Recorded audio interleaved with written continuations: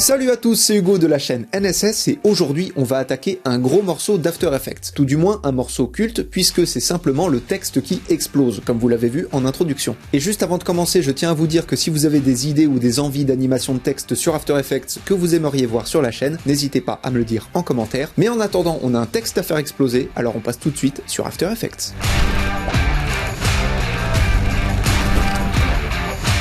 Pour commencer, on va bien évidemment venir créer un texte. Pour cela, en haut de votre écran, sélectionnez votre outil texte et dessinez une zone de texte dans votre image. À partir de là, vous allez venir marquer ce que vous voulez. Alors je vous conseille de mettre un texte assez gros pour que l'effet se fasse bien ressentir. Et pour ma part, je vais marquer explosion. La police d'écriture est de 200 pixels. Une fois qu'on a créé notre texte, on va l'aligner au centre. Donc sélectionnez votre texte. Dans la fenêtre alignée qui se trouve juste ici, alors si vous n'avez pas la fenêtre, vous allez en haut de votre écran, vous cliquez sur fenêtre et vous avez la fenêtre alignée qui est juste là. Mais si vous avez déjà la fenêtre, vous l'ouvrez et vous alignez votre texte horizontalement et verticalement. Donc ça, c'est déjà la première étape. Ensuite, on va venir faire un clic droit dans notre timeline sur notre texte, sélectionner précomposition, donc on va quelque part imbriquer notre texte un petit peu comme sur Premiere Pro, et je vais renommer ma précomposition texte, puisque bien évidemment c'est celle qui contient le texte de base. Et ensuite vous faites OK. À partir de là, on va venir placer un premier effet. Donc vous allez dans votre fenêtre effets et paramètres prédéfinis,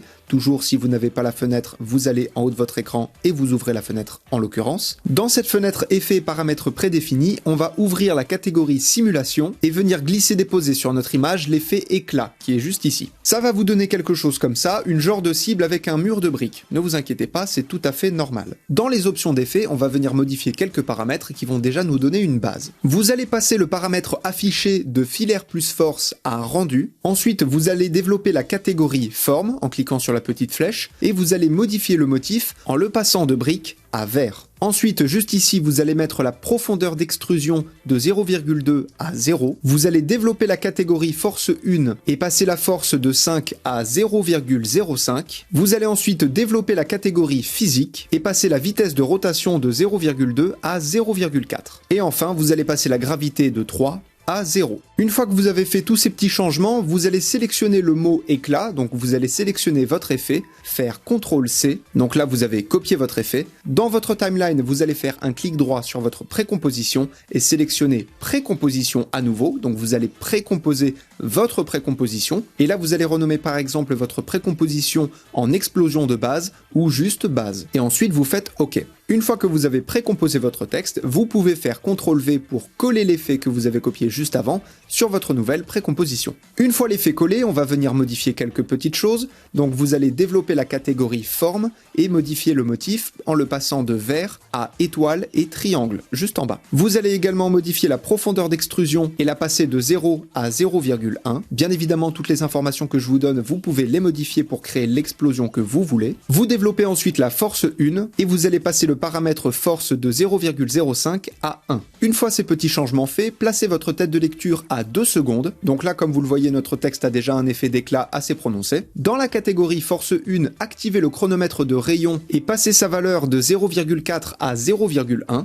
Puis avancez de 2 secondes, donc placez-vous à 4 secondes, et passez sa valeur de 0,1 à 0,8. Dans votre timeline, appuyez sur la touche U pour faire apparaître vos images clés, sélectionnez-les et appuyez sur la touche F9 de votre clavier pour les faire passer en Bézier. En gros, pour les lisser un petit peu, pour lisser leurs mouvements et les rendre plus fluides. Je le précise également, n'hésitez pas à activer la petite case de flou de mouvement pour votre effet, ça rendra toujours mieux. Une fois que vous avez fait ça, vous pouvez à nouveau appuyer sur U pour cacher les images clés. Et maintenant, on va venir dupliquer notre précomposition. Donc sélectionnez votre précomposition et faites CTRL-D. Et sur la précomposition du haut, donc techniquement celle qui est sélectionnée, vous allez retourner dans les options d'effets. Vous allez développer la catégorie forme. Vous allez repasser le motif de étoile et triangle à vert. Vous allez augmenter les répétitions et les passer de 10 à 200 et modifier la profondeur d'extrusion en la passant de 0,1 à 0,2. Une fois que cela est fait, appuyez sur la touche U de votre clavier pour faire apparaître les images clés, puis appuyez sur la touche J pour vous placer sur la première image clé. La touche J et la touche K vous permettent de naviguer entre les images clés, la touche K vous permet d'aller vers l'avant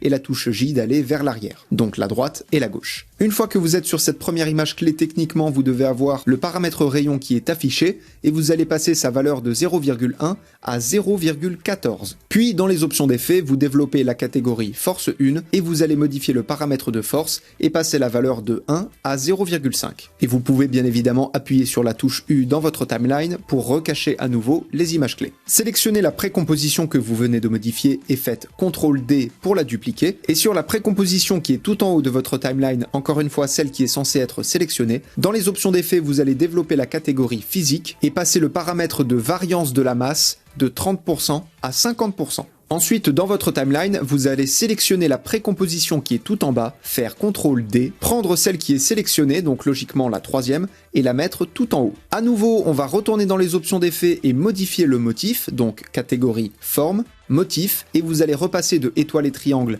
à vert. Vous allez développer la catégorie force 1 et passer la force de 1 à 0,5, puis développer la catégorie physique et passer la vitesse de rotation de 0,4 à 0,2.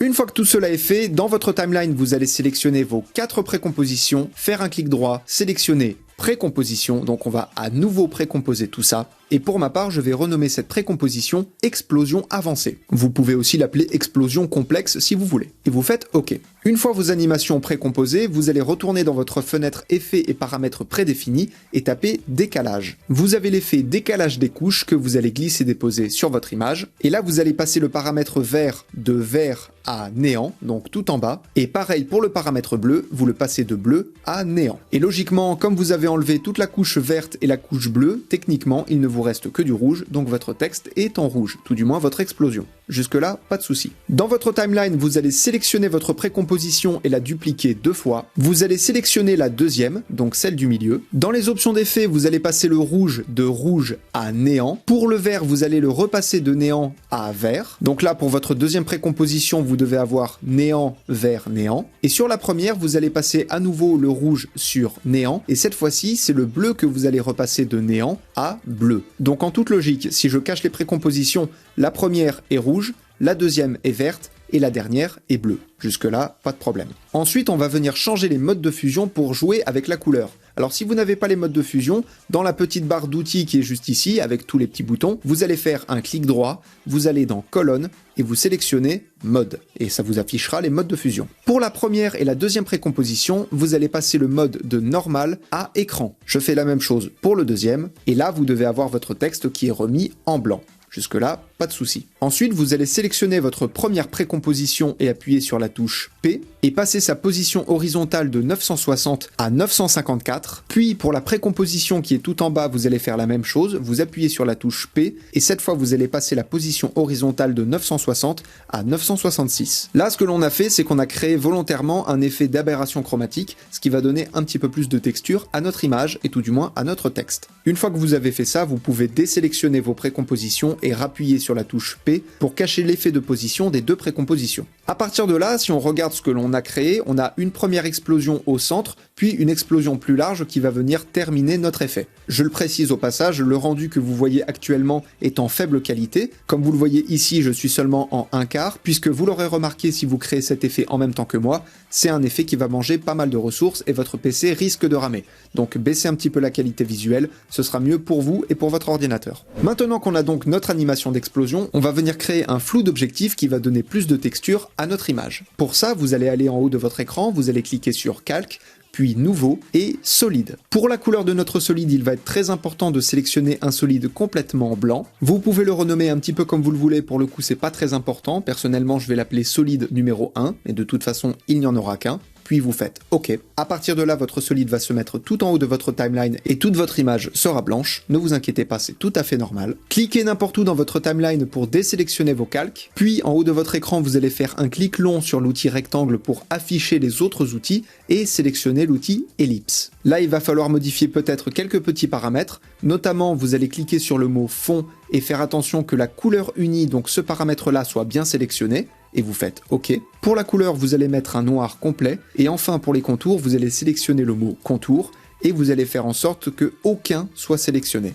et vous faites OK. Une fois que tout cela est fait, en maintenant la touche Maj, vous allez venir dessiner un cercle de taille moyenne. Quelque chose plus ou moins comme ça, vous devez avoir un espace assez conséquent entre les bords hauts et les bords bas vis-à-vis de votre cercle. Une fois que cela est fait, en haut de votre écran, prenez votre outil sélection, puis allez dans votre fenêtre aligner et alignez votre cercle horizontalement et verticalement. Donc vous devez avoir quelque chose comme ceci. Ensuite, dans votre fenêtre effets et paramètres prédéfinis, vous allez taper flou, vous allez sélectionner le flou gaussien qui est juste ici et le glisser-déposer sur votre cercle noir, passer la valeur de flou de 0 à 550 et décocher la case recopier les pixels du contour. Ce qui doit vous donner quelque chose à peu près comme ça. Pour ma part, je trouve mon cercle un petit peu petit, donc je vais l'agrandir un tout petit peu. Pour l'agrandir, vous sélectionnez votre calque de forme, ce qui vous affiche les points de masque, vous en sélectionnez un, par exemple un sur le côté, vous maintenez la touche Maj, et là vous allez grandir un petit peu votre cercle. Et là on est plutôt pas mal. Une fois que cela est fait, en maintenant la touche CTRL, vous allez sélectionner votre solide et votre calque de forme, donc le fond blanc et le cercle noir avec le flou, faire un clic droit dessus dans votre timeline et sélectionner précomposition, ça je pense que vous avez l'habitude, et vous allez renommer votre précomposition flou, et vous allez faire OK. Et une fois que vous avez fait votre précomposition, vous allez cliquer sur le petit œil de la précomposition flou pour le cacher tout simplement. Ensuite, retournez en haut de votre écran, dans Calque, sélectionnez Nouveau et sélectionnez Calque d'effet. Là, vous allez avoir un calque d'effet qui va se mettre tout en haut de votre timeline. Je rappelle brièvement ce qu'est un calque d'effet. Tout ce que vous allez mettre sur ce calque, tous les effets que vous allez mettre dessus, vont influencer les calques qui se trouvent en dessous de lui. Sur ce fameux calque d'effet, on va venir glisser un autre effet de flou qui est juste en dessous du flou gaussien et qui s'appelle flou objectif appareil photo. Et donc vous le glissez-déposez sur votre image. Dans les options d'effet, vous allez passer le rayon de flou de 5 à 20. Vous allez ensuite passer la forme de hexagone à octogone, puis on va indiquer à notre effet qu'il va devoir agir sur une certaine couleur entre le blanc et le noir. C'est là que notre précomposition qui s'appelle flou, que l'on a créé juste avant, va nous servir. Autrement dit, si vous vous rappelez bien, notre précomposition comporte une partie blanche et une partie noire. La partie noire ne va pas laisser passer l'effet de flou, alors que la partie blanche, elle, va être complètement influencée par ce fameux effet de flou. Donc pour ça, dans les options d'effet de l'effet flou d'objectif d'appareil photo, vous allez passer le calque de aucun à votre deuxième précomposition qui pour moi s'appelle flou. Et là, comme je vous l'ai dit, on a bien notre effet. Au centre, qui représente la partie noire de la précomposition floue, l'effet ne passe pas, on a notre texte qui est net, alors que sur les côtés, là où notre précomposition qui s'appelle flou est blanche, là pour le coup, l'effet passe et notre texte est flou. C'est une notion qui est un petit peu complexe, surtout à comprendre et encore plus à expliquer pour moi, mais je pense que vous avez saisi l'idée. On joue là en fait sur des luminances, c'est un petit peu le même principe que les modes de fusion, là où certains vont laisser passer des choses à travers la couleur noire, et d'autres vont laisser passer des choses à travers la couleur blanche. Et petite précision, faites bien attention que les deux cases qui se trouvent en bas de l'effet flou d'objectif d'appareil photo soient bien sélectionnées. Il nous reste une toute petite chose à faire, on va venir rentrer une expression. Alors une expression, c'est quelque chose qui est assez complexe quand on ne connaît pas, mais la définition est assez simple. C'est simplement une commande, un programme que l'on va venir rentrer sur un calque pour venir lui faire quelque chose, un mouvement ou autre. En l'occurrence, vous allez maintenir la touche Alt et cliquer sur le chronomètre de rayon de flou, toujours de notre effet de flou d'objectif d'appareil photo, ce qui dans votre timeline va vous ouvrir la fenêtre d'expression où vous allez pouvoir rentrer quelque chose. Et là, on va taper une phrase que vous retrouverez en première ligne dans la description de la vidéo. C'est Wiggle, W-I-2-G-L-E, ouvrez la parenthèse, 0.5, alors j'insiste bien sur le 0.5 et pas 0,5, 0.5, virgule, 20, et là vous avez la parenthèse qui se ferme puisque bien évidemment le logiciel comprend que du moment où vous ouvrez une parenthèse, il sait à l'avance que vous allez à un moment donné refermer cette parenthèse. Donc vous avez Wiggle, ouvrez la parenthèse, 0.5,20, fermez la parenthèse. Vous pouvez cliquer ailleurs pour fermer la fenêtre. Et là, simplement, ce que l'on a créé, c'est une variation dans le comportement du flou. Il va parfois être plus intense, parfois plus léger, etc., etc. Et ça dépend uniquement de l'effet. Il va gérer ça tout seul. C'est un petit peu une manière d'automatiser les effets qui est assez intéressante, mais j'en parlerai un jour de manière plus approfondie sur la chaîne, ne vous inquiétez pas. Vous avez maintenant fini votre animation. Alors, l'effet de flou n'était absolument pas obligé, mais ça rajoute quelque chose de très intéressant. Il ne vous reste plus qu'à mettre un fond tout en bas de votre timeline pour avoir un support pour votre texte, et au final, ça vous donne ceci.